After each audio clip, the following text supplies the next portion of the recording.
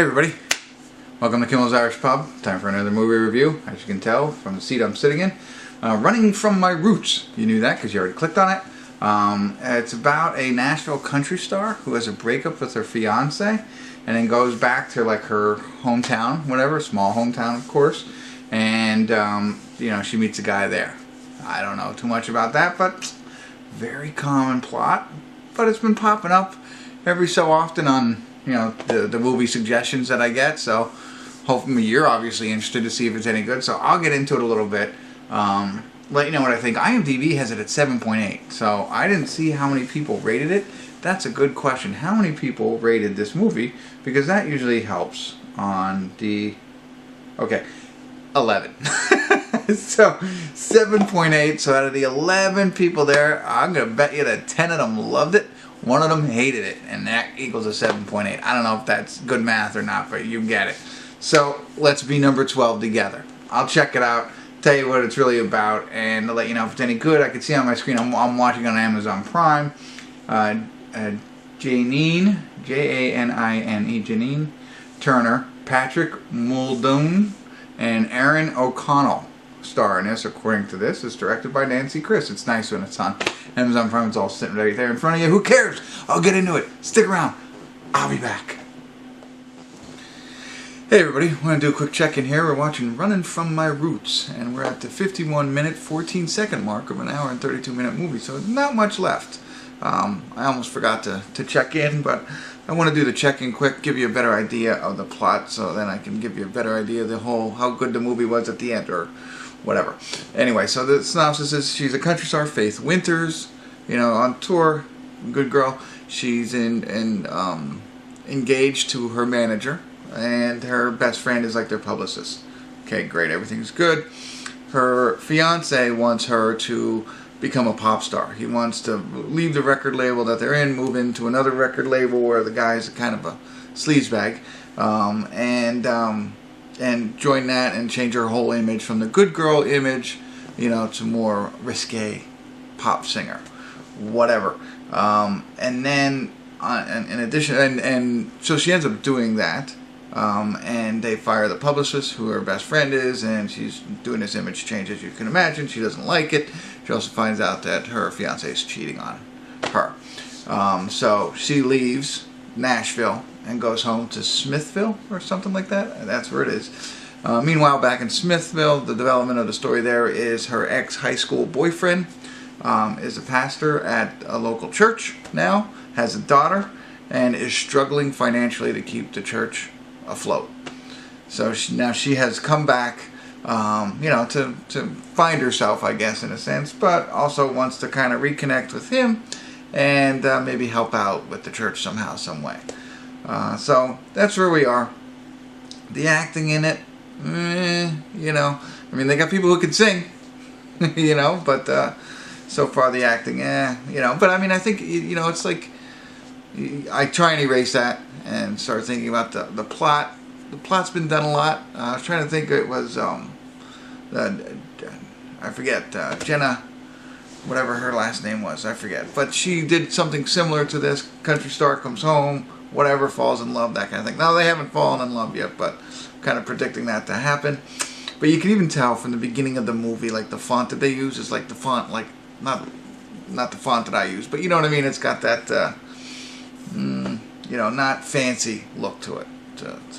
You know, so you can see more of a Hallmark Lifetime type movie setting is what you can expect from watching this. So we'll see where it goes. One comment so far, you know, the pastor's very handsome, good looking. He's got the scruff, tall, dark, and handsome built, whatever, you know, just what you want in a pastor. Pastor, and but he's kind of edgy, not in a good way. He seems like angry. Like I would expect him to be a little bit more kinder, a little bit more nurturing when she comes home. And you'll see what I mean if you watch this movie. He's not like the good guy, like. So he's got a little anger to him. I don't like the way that they developed that character. I would have thought it would have been different.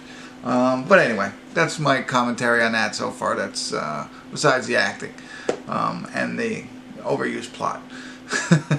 So we'll get back into it, and I'll catch you at the end to tell you the full, not the full story of the movie because I don't want to spoil it for you, but my full opinion on it. So if you're with me this far, might as well wait. It'll flash, and I'll be back, and I'll tell you all about it. So stick around.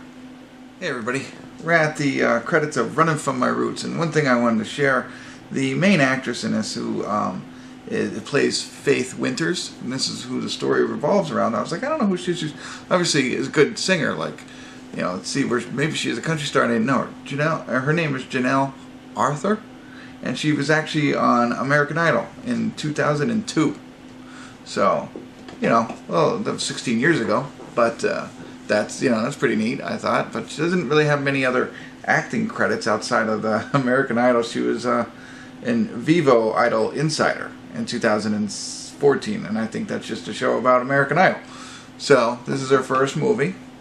You know, you can kind of tell, but she's got a really good voice. Where we left off was she has come home, you know, and she wants to help with the church. She doesn't want to accept, so, you know, they got to figure out creative ways to do that. Meanwhile, her fiance, her ex-fiance, essentially has followed her back to Smithville to try and win her back.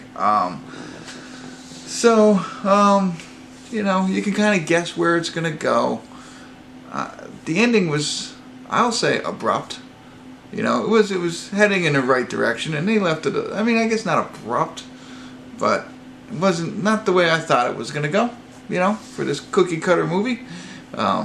So,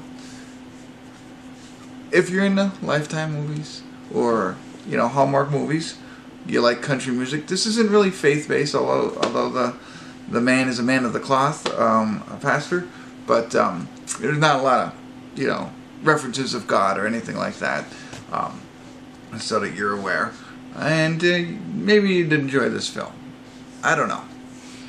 I think it's an overdone plot with not very good acting, and a lot of like simple mistakes. Like, so for example, like these things I catch, you know, by watching all these films. The pastor and his daughter go into the diner, they order food and whatever, and I mean it literally comes out, and you know they're having conversations at that point. There it comes out.